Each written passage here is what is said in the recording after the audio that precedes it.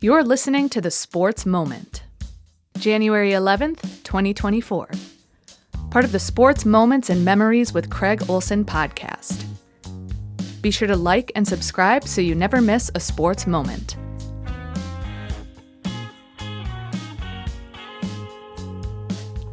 Sponsored by Pemberton Law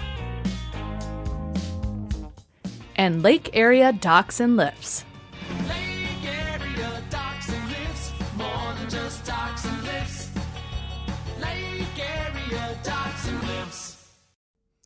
Today on the podcast, we continue looking back 25 years ago to that Otter Boys Hockey Team that finished third in the state in Class A, the highest finish ever for an Otter hockey team. Today we're going to be getting comments from a number of players and Coach Brad Bergstrom concerning the championship game in the section as the Otters beat Little Falls 7-0. But before we hear about that, let's hear from one of the junior defensemen on that team, Ben Brimhall. Ben talks about the team as a whole, what made them click, and why they had that success on the ice. I think definitely, I know once Kevin decided to come back, I think everybody's, I don't know what you call their morale, would just all of a sudden was like, oh man, we got Kevin coming back, and I think we knew it was going to be a special season. We had a lot of the right pieces, and that was kind of the icing on the cake and really got the team going. And when you have a goalie behind you that has the ability that Kevin has, how much does that make it, I don't want to say easier, but how much more confidence do you have as a blue line guy, a defensive group, in the guy behind you? Yeah, it's huge. You don't worry if you make a mistake that if for some reason you fall down or somebody beats you, you have a guy behind you that's your confidence going to stop the puck. So that's huge as a defenseman, and it's great to have on a team. Talk a little more about that defensive group, if you can remember who was all making that up. But who did you skate with primarily, and how would you describe the type of defense you guys played? Were you aggressive offensive defensemen? Were you pretty much more, hey, let's secure the zone and just get the puck moving? Well, the first pair was Davey Karst and Ben Shaw, and I would say they were definitely, Davey was probably more defensive-minded, and Ben was very defensive-minded, but definitely had that offensive punch that we needed. And then I feel like I was kind of the second set, and I was definitely more of a defensive-minded defenseman, and I played with Nate Townsend, Dave Lindblom, DJ Ecker, Justin Stock, so I feel like I got to play with quite a few different partners throughout the whole year. And as far as the recollections of that battle with Little Falls, goaltender Kevin Ackley has these memories. They were, and they had a goaltender that, as you're growing up, all these people you play against. He was a good goalie from Wadena. I forget his name now. He moved over his senior year. And, anyone who played any sport at a high level, you try to find something to motivate you. And I can certainly tell you as the other goalie, compete against the other goalie, that motivated me. But being able to be a senior and to come back and to win that last game the way we did, it wasn't a one-goal game. We dominated that game. And that was so satisfying as a team. To be able to do that, to come back and just dominate the section finals. And like Ackley, one of the captains on the team, Aaron Olson, has some outstanding memories of that win over Little Falls, one of the rivals for the Otters throughout Aaron's years as a varsity player.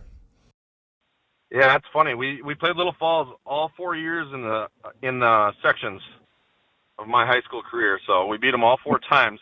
That doesn't happen very often, but they had one player, Mario Flippy, and we knew he was good. And whenever he touched the puck, we were all over him. So we knew it was going to be a close game, but it ended up being kind of a blowout. So we were surprised by that. But you're right with that. With Coach Bergstrom, we had a game plan, and we executed it perfectly. And Josh Anderson, the leading scorer on that team, shared his memories of battling with Little Falls in that championship game in the section playoff. They were a tough team, 7-1 maybe, or 7-0 was, that was a tough run for them. But they had a few, good players. I remember Mario Filippi and a couple other guys that were pretty good. But they always came hard. It was never, they always made it hard on us. They never gave anything. We had to battle for every inch, and it was always a test. They always brought their best game against us, and we always knew we had to had to play our best game to make sure that we beat them. So, it was hard fought and always was. Luckily, we were able to come out on top and take the trip down to Minneapolis. And as for head coach Brad Bergstrom, he was really pleased with the way his team performed with the trip to state on the line as they battled the Flyers. Yeah, we had played them earlier in the year, and it was a battle, and we had a number of kids that were missing from it, and that was the game I remember the first time when we played Little Falls. We had shut them out as well, I believe, and Kevin Ackley was the savior for the game. He played just outstanding that game, and so when we came into that section final, we knew it was going to be a tight game. We knew it was going to be a tough game, but our kids, the kids from that team, they were so laser focused. A lot of times you'll see a section championship, there's nerves, there's butterflies, that kids are trying to figure out how to get acclimated to that. Not this group. Many of them had been there before. They knew what needed to happen, and it was a very business-like approach. And so in the end, was it a surprise that we won by the score we did? Sure. But does it surprise me? No, because they were so laser focused. And we had a game plan, and they executed it to perfection. And then the results showed up on the scoreboard. Tomorrow, as we wrap up our memories of the 25 years ago when the Otters won that third-place trophy at the state tournament, we'll be looking at the state tournament and recollections from Coach Bergstrom and the players about those 3 games and how they played on the big stage. So we'll look forward to that. In the meantime, I do want to thank Donovan and Renee Rasmussen of Lake Area Docks and Lifts for being a part of our podcast. They have 5 locations in Minnesota to serve you, and be sure to check out their boat show booths at the Minneapolis Convention Center and the Fargo Dome later this month. Boat show discount promotion is effective now, and that means you can save money before spring at Lake Area Docks and Lifts. Lake Area Docks and Lifts, more than just docks and lifts. Lake Area Docks and Lifts. The Spartan basketball teams were on the road last night. They went to Anoka Ramsey Community College in Coon Rapids, and it turned out to be a tough trip. The Lady Spartans turned the ball over 33 times in the game, and that led to 36 points directly. And Anoka Ramsey defeated the Lady Spartans 66-45. It was the first Southern Division loss of the year for the Lady Spartans. The Spartan men really gave Anoka Ramsey a battle, but they came up short, 76-74 the final. Turnovers hurt them too. They had 22 turnovers, while Anoka Ramsey took really good care of the ball, had only 11 turnovers. And one of the things that hurt the Spartans was Mason Muir was out. He broke his finger in the game last Saturday, and he was out last night. He could be done for the year, depending on how that finger comes around. So Spartans were shorthanded again last night. They did get Javen Tyndall back. He had a double-double.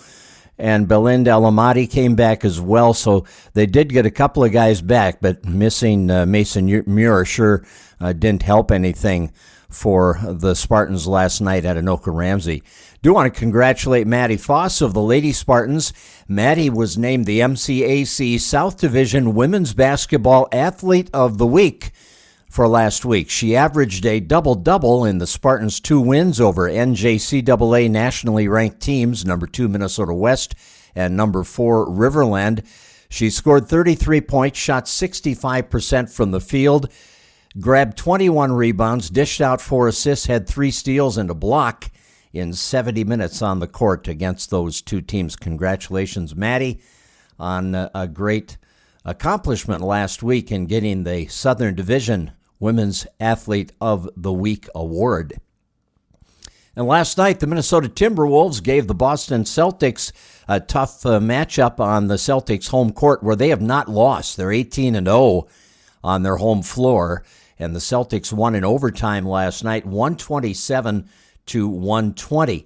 And the Timberwolves had a 9-point lead with 3:35 to go in regulation and could not hold it. Jason Tatum was really good for Boston. He scored 45 points, 14 of them in the fourth quarter, another 12 in overtime You know, the Wolves have not won a game in Boston since March of 2005. They will come home to host the Trailblazers on Friday night. And the Minnesota Wild, they need to get healthy. Boy, do they. They are 1-6 in their last 7 games. They've been missing several key players during that stretch. And last night they were really shorthanded again, and the Dallas Stars drilled them 7-2. The Wild come home to host a 3-game homestand starting tomorrow night against Philadelphia. And everybody's asking me, what are the Vikings going to do with Kirk Cousins? Are they going to come to terms? Is he going to be back next year?